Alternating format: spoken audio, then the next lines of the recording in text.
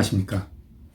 제가 저번 방송에서 1901년에 발생했던 8개국 연합군 빠고 렌쥔 이때의 사건을 이제 이야기하면서 당시 청나라가 전쟁 배상금으로 이 8개 국가를 향해서, 근데 8개 국가라는 것이 이제 모두 어느 나라들이냐면 러시아, 독일, 미국, 일본, 영국, 프랑스, 그리고 이제 오스트리아, 헝가리 제국과 이탈리아, 이렇게 8개 나라인데, 당시 청나라가 이 8개 나라의 연합군에 패하게 되면서 이 8개 나라에 이제 내놓게 되었던 배상금이 4억 5천만 명이에요. 청나라 돈으로.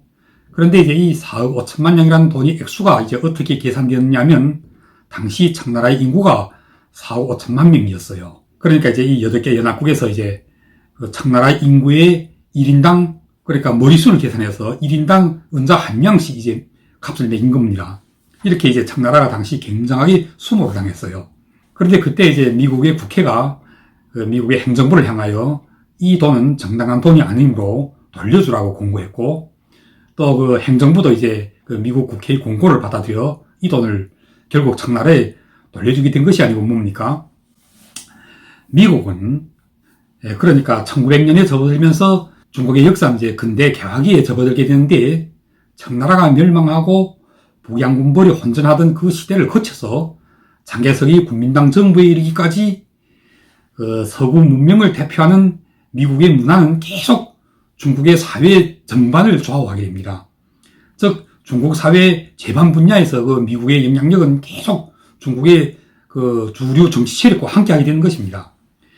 가장 대표적인 실례로 1938년 이후 중국과 일본 간의 중일전쟁이 공식화되면서 전체 항일전쟁 기간에는 물론이거니와 1945년 8.15 광복 이후에도 미국은 여전히 장개석 국민당 정부를 지지하게 됩니다.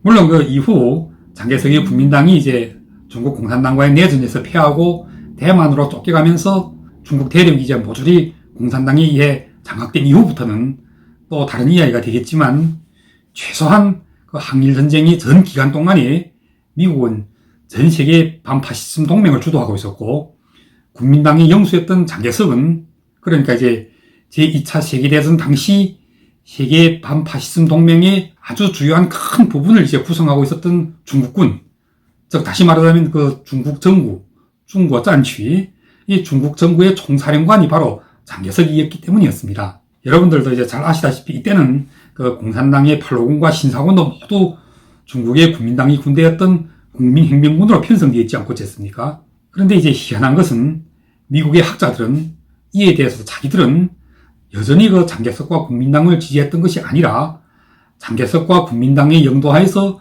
일본군과 싸우고 있었던 중국과 중국의 인민들을 지지하고 성원하였던 것이라고 일관하게 주장합니다. 그리고 이런 주장들은 결코 갑자기 이제 새롭게 튀어나온 것이 아니라는 것입니다. 이를테면 국민당이 아직 대륙을 장악하고 있었을 때의 주장과 국민당이 대만으로 쫓겨가고 공산당이 대륙을 장악한 뒤의 주장이 서로 다르거나 또는 갑자기 이제 바뀌었던 것이 아니라는 사실입니다. 그리고 이제 이 항일전쟁 기간에도 미국의 얼마나 많은 젊은 청년들이 중국의 항일전쟁에서 중국과 중국의 인민들을 위하여 자기들의 나젊은 청춘과 생명을 바쳤는지에 대하여 이제 중국 정부에서는 제대로 소개하지 않고 있습니다. 때문에 이제 중국의 인민들은 오늘날까지도 제대로 알고 있지 못합니다. 거꾸로 이제 미국을 매도하기 위해서 이제 이런저런 없는 일을 지어내고 또 사실을 왜곡하는 데만 골몰로 했는데, 가장 좋은 실례의 하나가 바로 중국의 유명한 장편소설 붉은 바위가 있잖아요. 모두들 잘 아시죠? 중국어로는 이제 홍연이라고 부르잖아요. 이 소설에 보면 중미 합작소에 관한 이야기가 나옵니다. 소설에서는 백공관이라고도 부르는데, 이 백공관에서 이제 강설금, 허운봉 또는 성강이 같은 이런 공산당원들이 여기에 잡혀와서 전기 치료도 받고 또 무슨 약도 주사당하고 하는데, 제가 실제로 미국에서 당시, 그러니까 이제 1940년대 초엽에 이 중미 합작소에서 직접 근무했던 적이 있는 미국의 노병들의 가족들을 여럿을 만나보았는데, 이분들의 이야기와 중국의 소설 붉은 바위, 저도 이 소설은 중학교에 다닐 때 읽었는데, 이 소설에서처럼 공산당을 붙잡아다가 혹행을 가하고 또 고문을 진행하고 했던 그런 일들 자체가 근본 존재한 적이 없었다고 합니다. 그러니까 이제 이 소설은 근본 존재하지도 않았고 또 존재할래야 할 수도 없었던 그런 일을 거짓말처럼 꾸며내서는 중국의 이민들에게 미국을 악마화하는 하나의 도구로 사용되었던 것입니다. 왜 이제 근본 존재하지도 않았고 또 존재할래야 할 수도 없었다고 하는가? 왜냐하면 이 백공관 중미합작소는 그 자체가 1945년 8월 15일 즉 일본의 항복과 함께 그때 이미 해산되어 없었기 때문입니다. 그러니까 이제 1945년 이후에는 이런 중미합작소라는 자체가 근본 존재하지 않았기 때문이거든요. 그런데 이제 그 붉은 바위 이 소설을 보면 어디 그렇습니까? 소설에서 이제 중국민 해방군이 이제 중경을 해방하기 1년 전 일이잖아요. 1947년이나 8년경의 일인데 이때는 이제 중경에 중미합작소라는 그런 기관 자체가 존재할 수가 없었던 것입니다. 그런데 다행스럽게도 이제 최근에 알아보니까 중국에서도 과거에 그 미국 침략자로 음해하기 위하여 만들어냈던 이런 조작된, 말하자면 이런 거짓말 역사들이 아주 많이 바로잡혔다고 합니다. 중경에 이제 직접 갔다 왔다는 그 미국 사람들이 하는 말인데, 후진타오하고 원자보, 이 두 분이 이제 당 총서기와 총리로 있을 때, 항일전쟁과 관련한 사실들이 많이 바로잡혀졌는데, 미국이 이제 중국의 항일전쟁을 돕기 위하여 이제 비행대를 파견하고, 천나더라고 부르는 미국인이 비행대 대장을 맡아가지고 이제 국민당의 공군을 도와서 일본군이 비행기들을 얼마나 많이 격추시킵니까? 이런 사실들이 최근에는 드라마로도 만들어지는 것을 제가 이제 여러 편 봤던 적이 있습니다. 그래서 제가 이제 저번 방송에서 방송의 제목을 이제 누가 중국의 진정한 벗이었는가라고 다뤘던 것이 아니고 뭡니까? 그런데 오늘 이 두 번째 방송에서는 제가 제목을 어떻게 달았냐면 누가 중국의 진정한 적이었는가 이렇게 달았습니다. 두말할 것도 없이 중국의 진정한 벗은 미국이었다면 중국의 진정한 적, 즉 중국에 가장 많은 위해를 끼치고 나아가 중국 인민과 중화민족에게 가장 나쁜, 말하자면 그 의심의 여지가 없이 진정한 적이었던 나라는 과연 누구였을까에 대하여 자 지금부터 자세하게 설명하여 내려가겠습니다. 일단 항일전쟁 하면 우리는 미국과 함께 또 하나 외우게 되는 나라의 이름이 있습니다. 즉 이제 중국의 항일전쟁을 가장 적극적으로 도와준 나라가 미국 말고도 또 있다는 소리입니다. 바로 소련입니다. 정확히 소련 공산당이죠. 그런데 우리는 통상적으로 스탈린이 소련 홍군을 중국의 동북으로 만주로 출병시켜서 일본 관동군을 해배시키고 동북을 해방해 준 것으로 알고 있잖아요. 그런데 아닙니다. 제가 알고 있고 또 제가 해외에서 이 방면의 역사를 전문적으로 공부하고 연구하는 과정에서 얻어낸 결과는 과거에 우리가 알고 있었던 그 통상적인 역사와 같은 듯 달랐습니다. 어떤 의미에서는 그냥 조금 다른 것이 아니라 아주 달랐으며 굉장하게 많이 달랐습니다. 즉 당시 중국의 동북 삼성 만주의 본거지를 틀고 있었던 일본 관동군이 반항하지 않고 소련 홍군을 상대로 이제 투항할 수밖에 없었던 것은 결코 소련 홍군이 중국의 동북으로 출병하였기 때문만이 아니었습니다. 소련 홍군이 동북으로 출병하기 시작한 것은 미국이 일본 본토에 원자탄을 투하한 뒤였고 일본 정부가 이미 항복하기로 마음을 굳힌 뒤였습니다. 자, 이것은 팩트입니다. 아주 노예한 정치가인 스탈린은 일본이 아직 항복할 마음이 전혀 없을 때 일본을 향하여 대일전을 결심한 것이 아니었다는 사실입니다. 미국이 이제 일본의 원자탄을 투하하기 직전까지도 소련에서는 계속 관망하는 사실을 취하였고 미국과 미국의 동맹국의 여러 나라들에서 줄곧 스탈린에게 빨리 대일전쟁을 선포하라고 권고하였지만 스탈린은 자기들이 이제 히틀러와 싸울 때 만주의 일본 관동군이 자기들의 뒤를 습격하지 않았기 때문에 일본에 대한 의의를 저버릴 수 없다는 이유로 거절하고 있었던 것이었습니다. 그러다가 일본이 미국의 원자탄이 얻어맞고 완전히 패망하게 된 것을 보고는 그때야 비로소 부랴부랴 이제 동북 출병을 명령하게 되는데 그러면 이때 소련 홍군이 중국의 동북으로 들어와서 과연 일본군을 소멸하고 만주 전역을 해방했던 것인가? 아니면 그냥 이미 자기들이 천황으로부터 항복명령을 받고 모조리 총을 내려놓게 되었던 일본군의 투항을 받아들이려고 나왔던 것인가에 대하여 학계에서는 이제 의논이 분분합니다. 역사학자들 대부분이 소련은 그냥 일본이 이미 항복하기로 결심한 상태에서 100만이나 되는 소련 홍군을 중국의 동북 지역으로 들이밀었다고 합니다. 목적은 만주 지역, 즉 중국의 동북 삼성에 대한 해방이 있는 것이 아니었습니다. 한마디로 만주의 그 중공업 시설들을, 그러니까 이제 일본이 중국 동북 삼성을 점령하고 나서 이곳에 만주국이라는 나라를 세우고 나서 건설했던 아주 많은 중공업 시설들을 강제적으로 약탈하러 들어왔던 것이었습니다. 그러니까 이제 그때 소련 홍군, 즉 소련 공산당은 만주에서, 그러니까 이제 중국의 동북 삼성에서 그동안 일본이 괴뢰 국가였던 만주국을 만들어 놓고 이 만주국에서 건설했던 그 수많은 경제적인 성과물들을 얼마나 많이 약탈해 갔는지 이루다 말할 수가 없습니다. 그 소련 홍군이, 그러니까 이제 그 만주 지방에서 이제 그 조선 사람들은 그 소련 홍군을 가리켜서 이제 뭐라고 불렀냐면 마오제라고 불렀어요. 소련 마오제.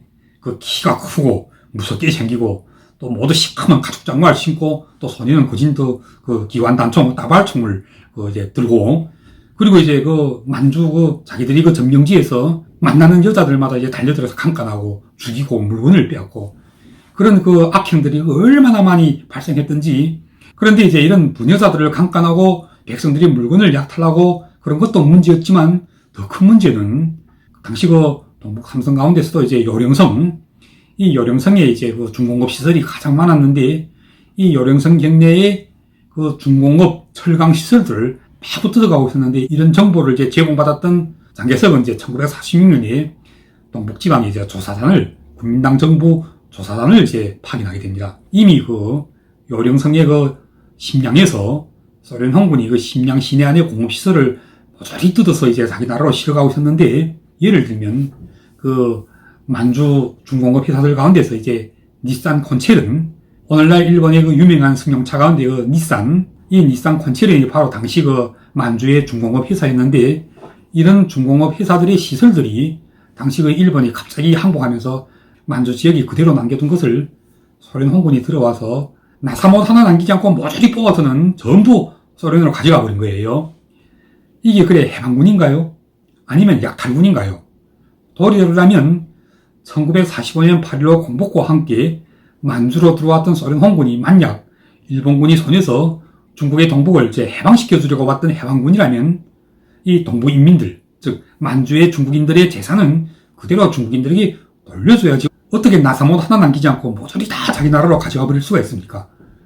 당시 그 만주의 중공업 시설들은 주로 그 요령성 경내 안에 많이 분포되어 있었는데, 요령성의 그 성소재지였던 심양에서뿐만 아니라 그 주변의 주요한 공업도시들인 안산, 봉계, 철령, 안산, 번시, 디엘링 이런 지역들에서도 똑같은 상황이 한창 발생하고 있었습니다.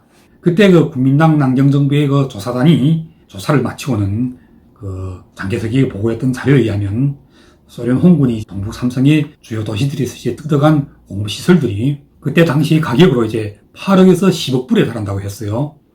정확하게는 이제 8.58억 불에 달한다는 그런 기록도 있는데, 이렇게 이제 그 소련 공산당은 중국의 동북지방에 이제 군대를 출병하려고 할 때 벌써부터 이제 그 만주의 그 중공업 시설들을 뜯어가기 위하여 전문적으로 거의 3,000여 명에 달하는 전문 공정기술 일꾼들을 미루부터 이제 준비해서 소련 군대와 함께 들여보냈다고 합니다.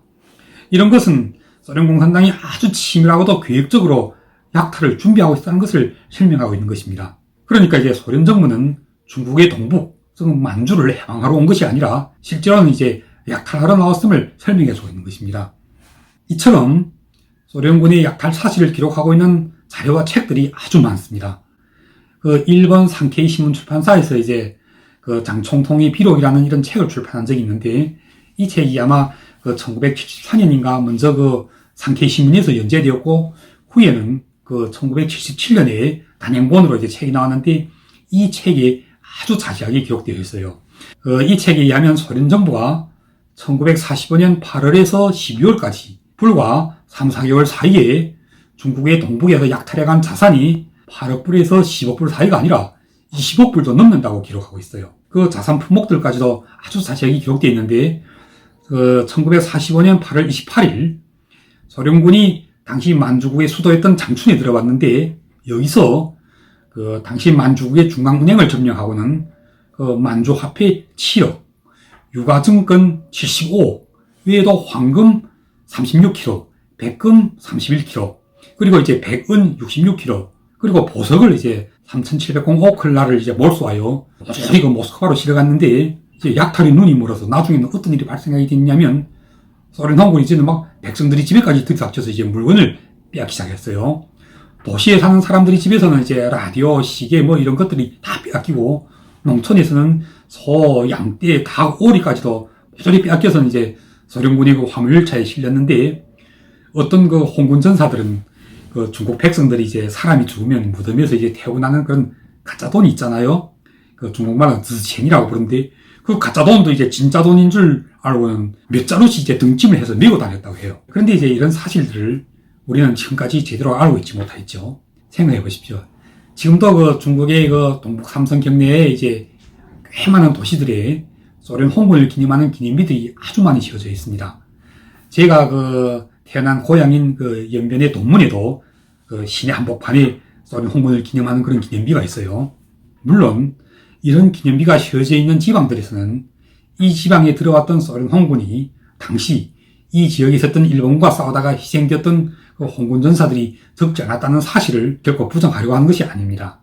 또 부정되어서도 안 되죠.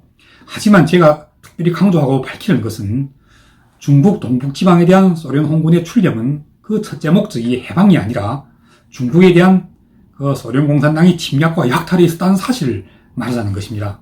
그리고 소련 공산당의 영도를 받고 있었던 소련 홍군이 어떤 성질의 군대였는지에 대해서 이제 말하자는 것입니다. 이들은 즉 소련 공산당이 영도와 있었던 이 위대한 소련 홍군은 2차 세계대전 당시에 그 히틀러 나치 독일을 멸망시키고는 독일에서 200만의 부녀자를 강간했던 그런 군대입니다. 독일에서도 베를린 한 개 도시에서만도 8살부터 80세까지의 여자들이 98% 이상이 당시 그 독일에 들어왔던 소련 홍군에게 강간당했는데, 이로 인해서 1946년에 베를린에서 태어난 신생아들 속에 3.7%가 소련 홍군에게 이제 강간당해 태어난 사생아들이라는 그런 통계가 있을 지경입니다. 자, 이는 부대 안에 전문 위안부까지 데리고 다니면서 자기 군대의 그 성문제를 해결하고 했던 천하에서 가장 지독하다는 일본군도 비할 수가 없는 일이 아니고 뭡니까? 일본군이 중국인 안경에서 대학살을 감행하였지만 결코 부녀자를 200만 명이나 강간했다는 그런 기록을 저는 보았던 적이 없습니다. 때문에 오늘 우리가 알아둬야 할 것은 오늘날까지도 우리가 책에서 영화에서 노래하고 있는 영웅적인 소련 홍군이란 바로 이처럼 세계적으로 부녀자를 제일 많이 강간하고 약탈을 일삼아왔던 가장 오랜 전통을 가지고 있는 한마디로 아주 나쁜 군대라는 사실입니다. 그 나쁨의 정도가 결코 일본군과도 막상막하지 않다는 사실입니다. 그런데 이제 다행스러운 것은 이런 수치스러운 군대를 가지고 있었던 소련 공산당이 마침내 붕괴되었고 그처럼 강대하듯 하던 소비에트가 해체되었다는 사실입니다. 그런데 잊지 말아야 할 것은 소련 공산당이 붕괴되고 소비에트가 사라졌다고 이들에게 빼앗겼던 중국의 영토가 되돌아가고 있는 것이 아닙니다. 오늘날까지도 계속되고 있는 참담한 현실을 외면하지 말아야 합니다. 중국 공산당은 이 영토를 차지하고 있는 러시아를 향하여 내 땅을 돌려달라는 말을 한마디도 지금까지 입 밖에 꺼내지 못하고 있습니다. 이런 추세로 보면 아마도 그 중국 공산당의 그 손에서 중국이 근세기 200년이 걸쳐 짜리 러시아와 소련 공산당 그리고 오늘이 러시아에 이르기까지 끝없이 빼앗겨온 30개나 되는 대만 면적 맞잡이의 그 늘은 영토를 되찾아오기는 다 틀린 것 같습니다. 어디 러시아뿐입니까? 북방에는 러시아에 그리고 남해에서는 베트남, 필리핀 이런 작은 나라들까지 한데 몰려들어서 중국의 크고 작은 섬들을 얼마나 많이 차지하고 있는지 모릅니다. 그런데 중국은 지금까지도 그들이 손에서 자기 나라의 땅을 되찾아오지 못하고 있습니다. 과거 그렇게나 많은 돈을 퍼주고 총과 탄약을 대주고 했던 같은 사회주의 국가 베트남이 벌써 이제 그 섬을 거의 20개나 빼앗겼고 이런 것들을 보면 정말 알다가도 모를 일입니다. 도대체 오늘이 중국이라는 이 나라 어디에 무슨 장치가 잘못되어서 이처럼 끝없이 골탕만 먹고 봉병만 당하고 있는지 알 수가 없습니다. 이것이 글쎄 말이나 되는 소리입니까? 제가 보기에는 이런 원인들이 결코 중국 인민에게 있지 않습니다. 스스로 중국 인민을 대표하고 있다는 중국 공산당의 그 부패와 무능함이 있는 것입니다. 중국 공산당이라는 이 정당 자체가 바로 오늘날 중국의 영토를 가장 많이 침략하여 차지하고 있고 또 중국의 인민들을 가장 많이 못살게 굴었던 소련 공산당에 의해서 만들어졌다는 그런 숙명적인 그 문제도 이제 대상적으로 안고 있기 때문인 것입니다. 그리고 또 하나 가장 중요한 원인이 있다면 그것은 그야말로 가장 중국에 친절하였고 또 중국 인민에게 은혜로웠던 이 미국이라는 나라를 친구로 대접할 대신 오히려 적으로 적대시하고, 반면에 거꾸로 가장 해로웠던 적을 친구로 잘못 간주하고 친하게 지냈던 봉, 말하자면 뽀잉이 아닐까 이렇게 생각합니다. 저는 우리 중국이 세계에서 가장 정의롭고 양지가 있는 미국 같은 나라로 변하기를 바랍니다. 결코 중국 공산당이 무너지기를 바라는 소리가 아닙니다. 만약 중국 공산당이 집정을 잘하여 중국 인민에게 행복을 가져다주고 또 중국의 영토 완정을 수호하고 침략자 소련 공산당이 빼앗겼던 자기 땅을 다 되찾아올 수만 있다면 이런 공산당은 중국 인민이 모두 지지하고 좋아할 것입니다. 그래서 저는 중국의 인민들이 정말 미국의 국민들처럼 잘 살자면 중국 공산당이 앞장에서 중국이라는 이 나라를 미국 같은 나라로 만들어 가야 합니다. 언젠가는 또 그렇게 변화해야 합니다. 변하지 않으면 안 됩니다. 미국처럼 정의가 있고 양지가 있고 도리가 있는 나라로 변화해야 합니다. 결단코 그 러시아나 또는 일본, 한국, 북한 같은 나라로 변화해서는 안 됩니다. 과거 그 8개국 연합군 그 파고 렌진에 참가했던 나라들이 중국의 청나라로부터 받아온 배상금을 그걸 잘못 받아온 돈이라고 판결하고 자기 정부로 하여금 중국에 되돌려주게 만들었던 그런 국회를 가진 나라, 미국 같은 그런 멋쟁이 나라로 변화해야 합니다. 그러자면 무엇보다도 누가 자기의 진정한 벗이고 누가 자기의 가장 위험한 적인지를 분간할 줄 알아야 합니다. 더 이상 친구를 적으로 오해하여서 적대시하고 적을 친구로 착각했던 그런 실수를 계속하여서는 안 됩니다. 따라서 중국 공산당이 진정으로 영구불멸하고 장생불로하자면 중국 인민의 진정한 벗인 미국과 친해야지 역사적으로부터 중국과 중국의 인민들을 가장 많이 해쳐왔던 러시아와 친해서는 절대로 안 됩니다. 오늘 이야기는 여기까지 하겠습니다. 감사합니다.